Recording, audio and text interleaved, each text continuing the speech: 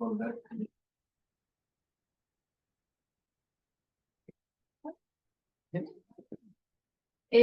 días a todos y todas.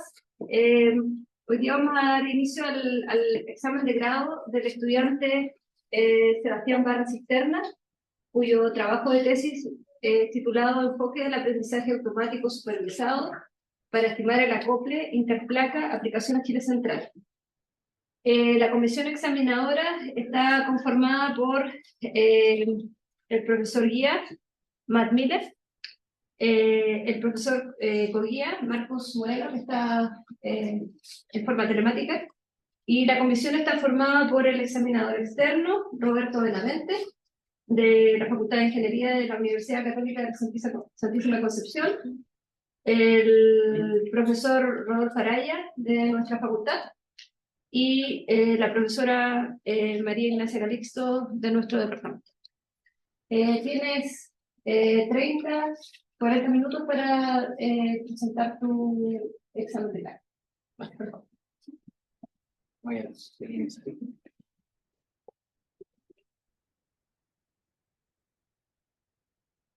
Buenos días a la comisión y a todos los presentes. Gracias por venir. Les voy a presentar mi trabajo de tesis titulado Enfoque de aprendizaje automático supervisado para estimar el acople interplaca aplicación a Chile Central.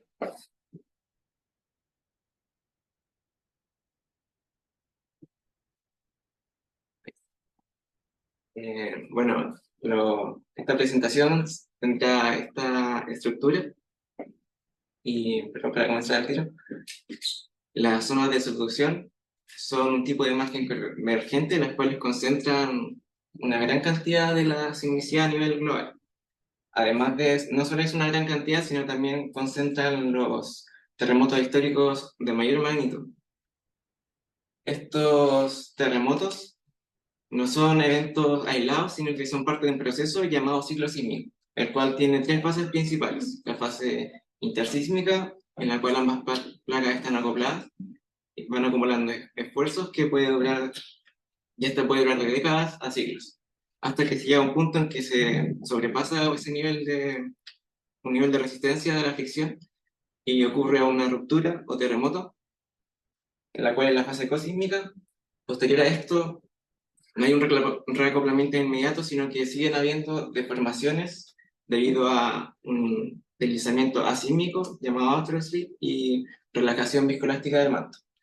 Pero estos efectos eventualmente cesan y nuevamente se vuelve a una etapa intersísmica donde se vuelve a empezar a acumular energía hasta un siguiente terremoto. En este trabajo nos centramos en la fase intersísmica. ¿Por qué nos centramos en la fase intersísmica? Esto es porque vamos a estimar el acople. El grado de acople es una descripción cinemática del megathrust que cuantifica la velocidad del deslizamiento entre las placas durante el periodo intersísmico y la velocidad de convergencia de las placas. Este no se obtiene con datos directos, sino tenemos que obtenerlo a través de observaciones indirectas, como por ejemplo que se obtienen con velocidades, las que se obtienen con datos de estaciones GNSS, como son las que se muestran en esta imagen, las cuales son velocidades de datos previas al terremoto del Maule, para el intersísmico previo. Y en la imagen posterior se puede ver el mapa de grado de acople que se obtuvo a partir de estos datos. Sin embargo, esta estimación, como los datos no son suficientemente informativos, decimos que es un problema inverso mal condicionado y tenemos múltiples soluciones.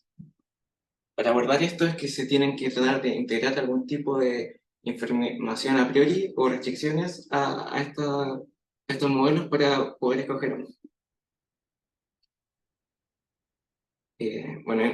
Para resolver este problema hay dos enfoques principales. Uno es el enfoque optimal, que utiliza el método de mínimos cuadrados para encontrar una distribución de acople que mejor ajuste con la velocidad de GNSS en superficie, y otro es el enfoque bayesiano.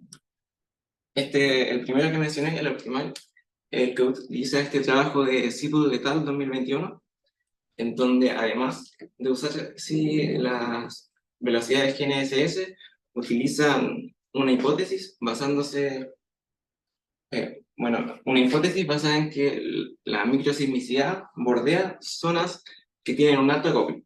De esta manera, aquí fijan esas zonas que son bordeadas con un alto acople como de manera a priori, por lo que se obtiene con la inversión de mínimos cuadrados es la distribución de acople para los nodos que estén fuera de estos segmentos. Por otro lado, el trabajo de Becerra Carreño 2022 es una solución con un enfoque bayesiano, es decir, que no obtiene solo una distribución del acople, sino una distribución de probabilidad, por lo que además se pueden obtener las incertezas asociadas al modelo. Por otro lado, el Machine Learning o aprendizaje automático es una subárea de la inteligencia artificial que ha sido aplicada a una gran cantidad de campos, desde medicina, finanzas a ciencias en general. Esta a su vez se divide en tres subáreas: el aprendizaje supervisado, no supervisado y reforzado. Nosotros nos centramos en la primera, que es el aprendizaje supervisado, en donde buscamos una función que va a relacionar un set de variables de entrada con una variable de salida objetivo. Este aprendizaje supervisado, o los algoritmos de aprendizaje supervisado se dividen en regresión y clasificación. Clasificación es cuando esta variable objetivo que tenemos es una variable categórica, y regresión es cuando esta variable objetivo es continua. Como nosotros vamos a querer estimar el acople, que es una medida numérica, vamos a usar algoritmos de aprendizaje supervisado de regresión. Los métodos de Machine Learning han sido aplicados a geociencias ya desde algún tiempo, particularmente en sismología. Se han usado para detección y selección de fases, también para localización de terremotos. Han sido usados para la predicción de terremotos de laboratorio y para identificar patrones de deformación en la... Nos inspiró a plantear esta hipótesis que los algoritmos de aprendizaje automático de regresión supervisada permiten estimar el nivel de acoplamiento intersísmico mediante el análisis de las velocidades superficiales registradas por las estaciones GNSS, con resultados similares a la estimación por mínimos cuadrados regularizados, que va a ser el método que vamos a usar como referencia para validar nuestra metodología. Por lo que el objetivo general es estimar el acople intersísmico en Chile Central entre los 28 y 35 grados sur, utilizando algoritmos de aprendizaje supervisado de regresión entrenados con datos GNSS sintéticos. Los objetivos específicos que nos propusimos fue entonces primero generar una base de datos sintéticas tanto para el deslizamiento como para las velocidades GNSS, entrenar los modelos de aprendizaje supervisado para relacionar estas dos diferentes tipos de variables, y luego comparar y visualizar los resultados tanto para los datos de test como para los datos reales, y comparar los resultados del acople con los resultados de la inversión por mínimos cuadrados regularizados y con los contornos de deslizamiento cosísmico. El área de estudio que escogimos fue Chile Central. Escogimos esta área ya que es con una gran cantidad de terremotos históricos, incluyendo dos de los recientes, el cual es el de Illapel del 2015 y el segmento norte del terremoto del Maule del 2010. Además, la zona entre estos dos segmentos, alrededor entre los 32 y 34 grados sur, es considerado un gap sísmico, ya que si bien han ocurrido otros terremotos en esta zona, estos solo han roto en las zonas más profundas o profundidades intermedias, por lo que hay zonas más someras que han estado acopladas desde hace mucho tiempo. Bueno, no que acopladas, sino que tienen un gap sísmico que dura mucho tiempo. Los datos que utilizamos fueron datos de velocidades horizontales para el periodo previo a 2010. Este set de datos lo escogimos para evitar los efectos post-sísmicos y también para poder comparar nuestros resultados con los deslizamientos los contornos de deslizamiento cosísmico. Bueno, la metodología consiste en primero generar los datos sintéticos, y para eso tenemos que diseñar el modelo directo. Para modelar el deslizamiento entre las placas utilizamos el modelo BAXI, donde consideramos la interfaz intersísmico como una falla normal. Para relacionar el deslizamiento el deslizamiento con la deformación de superficie, usamos la dislocación elástica para sus fallas triangulares, de Nijman and Webster. De esta manera, nosotros generamos una malla, cuya geometría está basada en el SLAB 2.0 de Hayes, hasta una profundidad de 70 kilómetros. Esta malla tiene 888 elementos, para los que se calcula las funciones de Green de forma de asociar los deslizamientos en la falla con los desplazamientos de superficie. Una vez ya teníamos esto, generamos 4.000 diferentes distribuciones de deslizamiento. Estos modelos tienen diferentes ubicaciones espaciales de la zona de alto acople o de las asperezas. Estas pueden también tener tamaños diferentes, nivel de suavizado variable y la cantidad también es variable y van de 1 hasta 4. El tamaño máximo es alrededor de 2 grados en latitud y lo escogimos inspirado un poco en el tamaño del gap sísmico. En esta imagen se muestran 8 muestras de estas 4.000 distribuciones que se generaron. Y ahí se puede apreciar que tienen diferentes niveles de suavizado y están localizadas en diferentes lugares. También el acople que tienen es variable. Una vez que teníamos estos 4.000 distribuciones de deslizamiento, se obtuvieron sus respectivas velocidades superficiales usando el modelo directo. Y de esta manera tenemos dos sets de datos. O sea, tenemos nuestro set de datos que consiste en las variables de entrada, que van a ser las velocidades GNSS, y la variable de salida, que va a ser el deslizamiento tanto para la componente strike slip y deep slip. Pero como todo el análisis lo hago asociado al acople, en general me voy a referir a la variable objetivo como acople. Además de esto, una vez se tenían estos 4.000 diferentes distribuciones de deslizamientos, se generaron 4 sets de datos sintéticos, a los cuales se le agregó un error gaussiano. Y ese error, en el caso de uno de los datasets no tenía error gaussiano y los otros se les fue agregando errores de 0.5, 1 milímetro y 2 milímetros por año. La idea de incluir el error es para representar como darle un poco más de realismo a los datos, ya que en los datos reales también tenemos fuentes de errores. Los algoritmos utilizados son Linear, Rich, Lasso, Decision Tree, Random Forest y K-Nearest Neighbors. Voy a dar una descripción breve de cada uno. El caso de Linear busca minimizar la diferencia entre el acople objetivo con la predicción de acople. Y la forma en que se realiza esta predicción de acople es encontrando una matriz W de coeficientes óptima. Esta lineal es similar a la regresión lineal típica cuando uno ajusta una recta a un set de datos, pero en este caso tenemos múltiples variables y múltiples salidas. Es por eso que lo que tenemos que encontrar es una matriz. El caso de Rich es similar a linear, ya que en su función objetivo también busca minimizar la diferencia entre el acople objetivo y el acople predicho, pero además agrega una penalización a los coeficientes. Esta es una penalización con norma 2, es decir, que va a penalizar la suma al cuadrado de los coeficientes, y la fuerza de esta penalización es controlada por el hiperparámetro alfa. El caso de Lasso es similar a Rich, ya que también agrega una penalización o regularización, pero esta es de norma L1. Una diferencia que genera esto es que en Lasso hay ciertos coeficientes que pueden ser 0. Decision Tree es un algoritmo que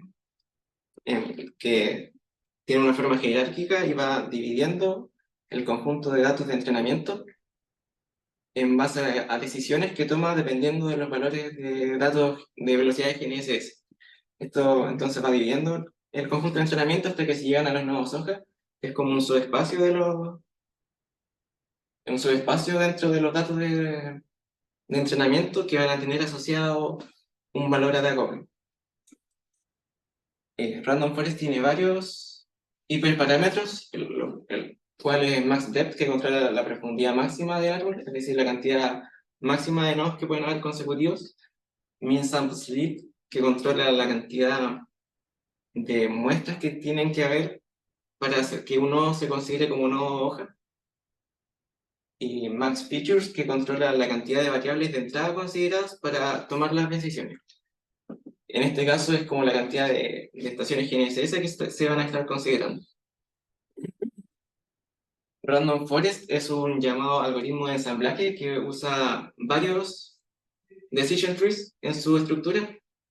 Y la forma que tiene de hacer predicciones, una vez que los árboles están entrenados, es promediar las predicciones de cada uno de esos decision trees. Y tiene varios hiperparámetros en común con decision tree, pero además hay otro hiperparámetro importante, el cual controla la cantidad de árboles que vamos a tener. Por último, KNN o K-Near Neighbors lo que hace es buscar las muestras dentro del conjunto de entrenamiento que más se parezcan a los datos que queramos predecir. Eso lo busca midiendo la distancia euclidiana de las variables de entrada en el conjunto de entrenamiento con las nuevas variables de entrada que queremos predecir. Y promedia el acople que tienen asociadas esas variables. Y de esa manera realiza una predicción. Y la cantidad de muestras que se consideran es seleccionada también usando validación cruzada. Ese es el hiperparámetro K que le da el nombre. Como mencioné, para encontrar los mejores hiperparámetros usamos validación cruzada. En realidad hacemos una búsqueda por grilla. La búsqueda por grilla se refiere a probar como todas las combinaciones de hiperparámetros. Y la validación cruzada es un método en el cual calculamos que también dan nuestras predicciones en base al error cuadrático medio, y esto se hace de una manera iterativa, separando los conjuntos de entrenamiento en 5 subconjuntos, donde 4 de estos subconjuntos se van a ir usando para el entrenamiento y el quinto se va a usar como validación. Esto de forma que todos los subconjuntos pasan al menos una vez como conjunto de validación. Y de esta forma se promedia el resultado con estas 5 y se obtiene como un resultado más representativo y que no está sesgado por los valores que podrían haber tenido los datos de entrenamiento. Por lo que en resumen, esta es la metodología. Se generan datos sintéticos, se dividen estos datos en datos de entrenamiento y datos de test. Con los datos de entrenamiento escogemos los mejores hiperparámetros usando validación cruzada. Una vez tenemos estos mejores hiperparámetros, se vuelve a entrenar los algoritmos, ahora con la totalidad de los datos de entrenamiento. Y con este modelo ya entrenado es que obtenemos la estimación de acople tanto para los datos de test como para los datos reales. Y de esta forma vamos a tener resultados para los datos de test y los datos reales. Como mencioné, se va a también implementar el método de mínimos cuadrados regularizados, ya que es un método común que ha sido usado en diversos estudios para estimar acople y también es de rápida implementación. Este consiste en minimizar 2 valores. Aquí también hay un término que controla qué tan bueno es el ajuste del modelo con los datos y otro término que controla la información, la regularización.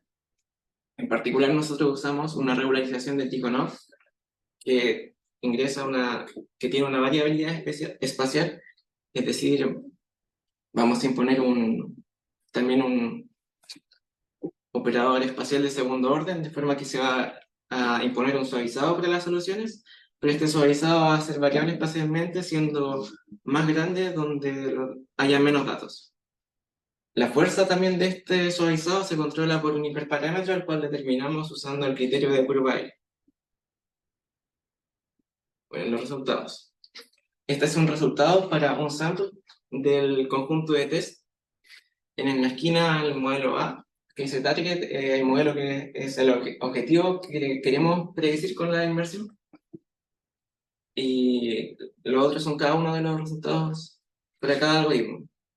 Podemos notar que todos se encuentran un gran acople en la parte norte, lo que coincide con el modelo objetivo, pero en el caso, por ejemplo, de Random Forest, no encuentra que hay 2 asperezas, sino que encuentra solo una muy grande. También, además del resultado de nuestros algoritmos, hice un resultado de la inversión y podemos ver que tiene un súper, en la esquina se muestra el root mean square error de los datos de velocidades. Es bastante bueno y la forma también encuentra todas las perezas, pero tiene ciertos artefactos o diferencias en la forma de las perezas.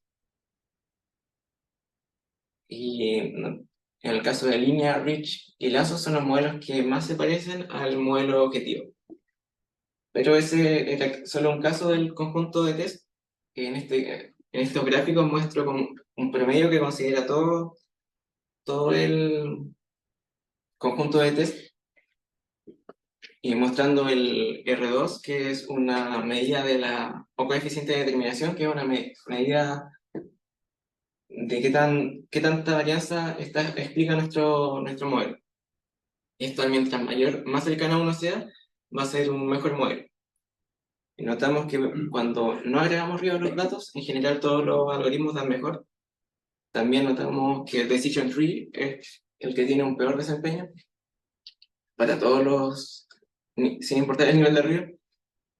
Y otra cosa es que mientras más aumenta el río, sobre todo los algoritmos lineales van disminuyendo el R2, pero lo cual es esperable ya que si le agregamos río a los datos van a tener mayor dificultad en obtener soluciones. Respecto a la velocidad de GNSS, aquí muestro los resultados para los datos sintéticos y los datos reales. En los datos sintéticos vemos un comportamiento similar a lo que veíamos antes con la estimación del sleep. Es decir, mientras mayor es el error que le agregamos, aumenta el error para los datos sintéticos, que son las barras azules. Hay que tener cuidado así porque el eje del gráfico no son todos iguales. Lo más notorio sí es con los datos reales, que cuando no le agregamos error, tienen un error muy alto para los modelos linear y rich. Es decir, que al entrenarlo con datos sin errores, estos no generalizan bien para los datos reales. Lo que contrasta con los resultados que hay cuando le agregamos una cantidad baja de error, de 0.5, en donde son los que tienen mejores resultados. Y debido a que los mejores ajustes los obtuvimos con el conjunto de test con un error de 0.5 milímetros, los siguientes análisis los voy a hacer solo para ese conjunto de test. Y estos son entonces el modelo con los datos entrenados con un error de 0.5 aplicado a los datos reales. Estas son las soluciones que se obtuvieron. Notamos nuevamente que Random Forest tiene como un exceso de suavizado, teniendo una poca variabilidad espacial.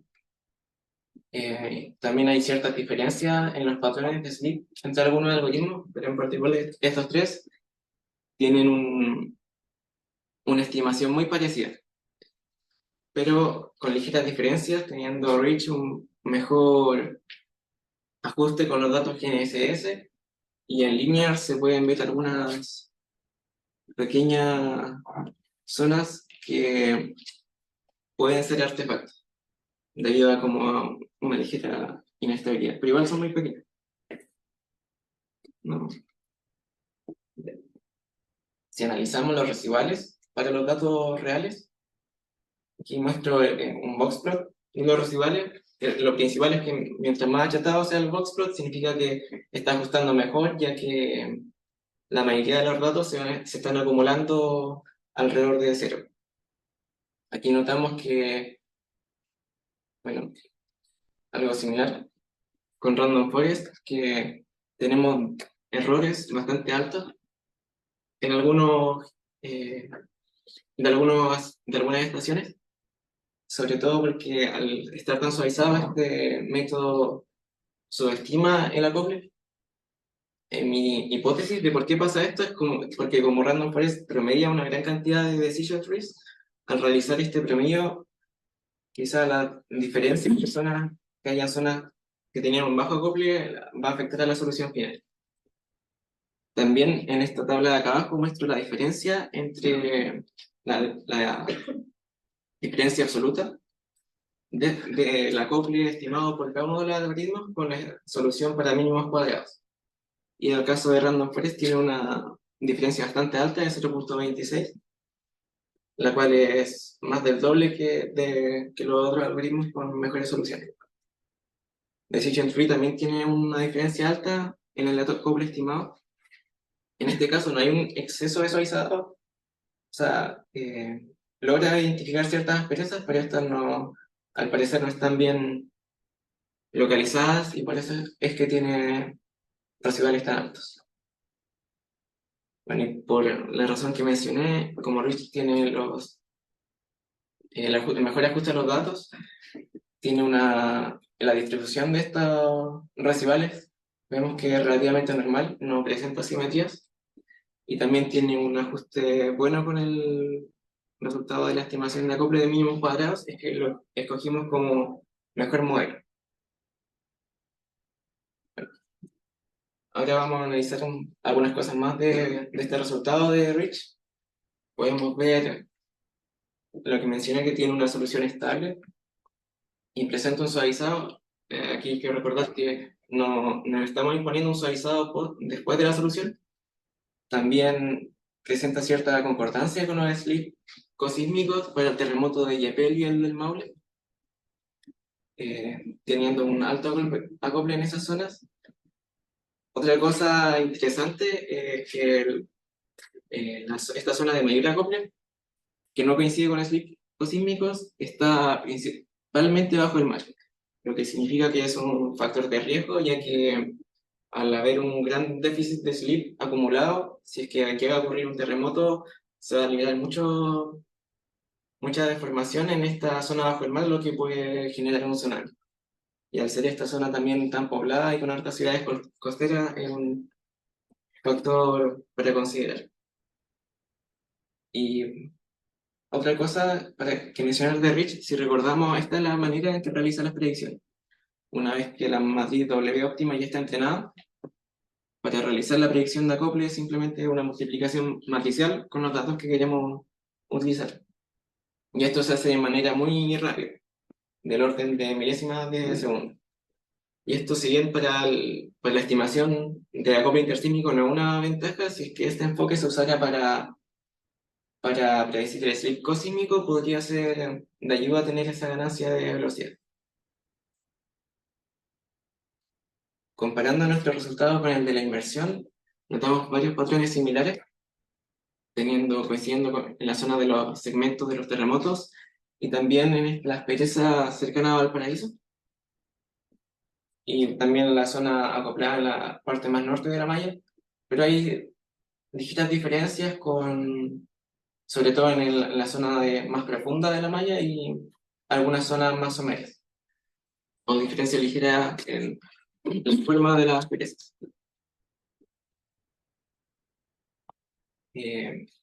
Pero aquí voy a mencionar de nuevo lo de que, a diferencia de la inmersión que se le imponía el término de suavizado, en el caso de Rich esto no está, y el modelo a través de los datos de entrenamiento aprende este suavizado. Por lo que si en vez de solo entrenarlo con modelo con un suavizado, con un laplaciano, que fue lo que usé para suavizar, se usaran formas más realistas, puede que este enfoque logre también a representar esa otra forma de, de suavizado más realista. Además, si recordamos, para plantear este tipo de problemas tenemos la matriz de variables de entrada, que en nuestro caso fueron datos GNSS, pero este enfoque permite también agregar otro tipo de variables que no tengan que ser necesariamente el mismo parámetro físico, por lo que se podrían incluir otros parámetros físicos como de variaciones reológicas o de variaciones en la viscoelasticidad. Y por último, aquí muestro la sismicidad de la zona. Esta sismicidad no es solo previa al 2010, sino que es también posterior, tiene datos posteriores. Esto para comparar con la hipótesis de Sippel de que esta sismicidad bordea las zonas de aspereza. Podemos notar que para el caso de la aspereza que está en Illapel se cumple un poco. Sin embargo, la aspereza que está más al sur, en Valparaíso, esto no concuerda, y de hecho hay una gran cantidad de microsismicidad en el lugar en donde se obtuvo un alto acople. Porque para terminar, las conclusiones son que nuestros resultados muestran que los algoritmos de Supervised Learning permiten estimar el acople entre placas. La estimación de acople de Rich, Linear y Lasso es consistente con el método de mínimos cuadrados. Las zonas de alto acople coinciden espacialmente con el cosísmico de terremotos anteriores. Se podrían definir restricciones a priori más realistas a través del conjunto de entrenamiento.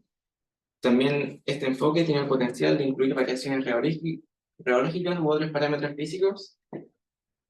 Y la aplicación de este enfoque a la estimación del slip cosísmico puede tener una mejora en la velocidad de la predicción. Mencionar que este trabajo está en revisión y es la primera aplicación de Machine Learning para estimar el acople según nuestro conocimiento, y también ya fue presentado en 2 instancias académicas. La referencia de la presentación y muchas gracias.